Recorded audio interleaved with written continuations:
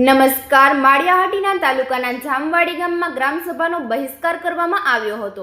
ગ્રામજનો અને સરપંચ રીટા નરેન્દ્ર ભૂતે આરોપ લગાવ્યો છે કે છેલ્લા 4 વર્ષથી ગ્રામસભામાં રજૂ થતા પ્રશ્નોનું કોઈ નિરાકરણ આવ્યું નથી.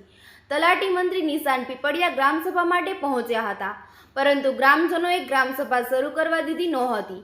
સરપંચે ચેતવણી આપી છે કે આગામી 10 દિવસમાં પ્રશ્નોનું નિરાકરણ નહીં આવે તો ગ્રામ પંચાયત કચેરીને તાળાબંધી કરવામાં આવશે.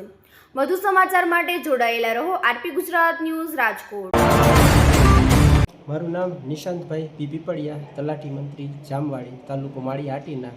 આજ રોજ તારીખ 5/6/2026ના રોજ પર્યાવરણ દિવસ નિમિત્તે સરકારશ્રી દ્વારા ખાસ ગ્રામસભાનું આયોજન કરવામાં આવેલ હતું, પરંતુ અમારા સરપંચ તથા ગ્રામજનોએ આ ગ્રામસભાનો સામૂહિક બહિષ્કાર કરવાનું નક્કી કરેલ છે. હું જામવાડી ગામના સરપંચ રીટાબેન નરેન્દ્રભાઈ ભૂત. અમારા ગામમાં 4 વર્ષથી જે ગ્રામસભાનું આયોજન થયેલું છે તેમાં જે લોકોના પ્રશ્નો હતા તે કોઈ પણ કામ થયેલા નથી.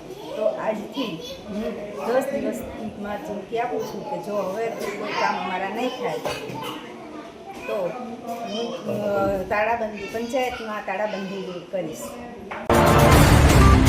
મારા પત્ની સરપંચ છે. ગામના સરપંચના કામની જવાબદારી મોટે ભાગની ગૃહિણી હોય સરપંચ, તો એના કામની સાઈડ અને 50% જેવી જવાબદારી હું સંભાળતો હોય, તો ગામના કામના વિકાસની મને બધી ખબર હોય. તો અમારો જટિલ પ્રશ્ન છે કે અમારા નાણાં 15મા નાણાં પંચનું બિલ 25/10/24નું આજ રોજ સુધી હજી બિલ થયું નથી. તો જ્યાં સુધી આ બિલ નહીં થાય ત્યાં સુધી આગળના જામવાડીની ગ્રામ પંચાયત એક પણ કામ નહીં કરે, અને 10 દિવસમાં જો આનું નિરાકરણ નહીં આવે તો તાળાબંધી પણ કરશે.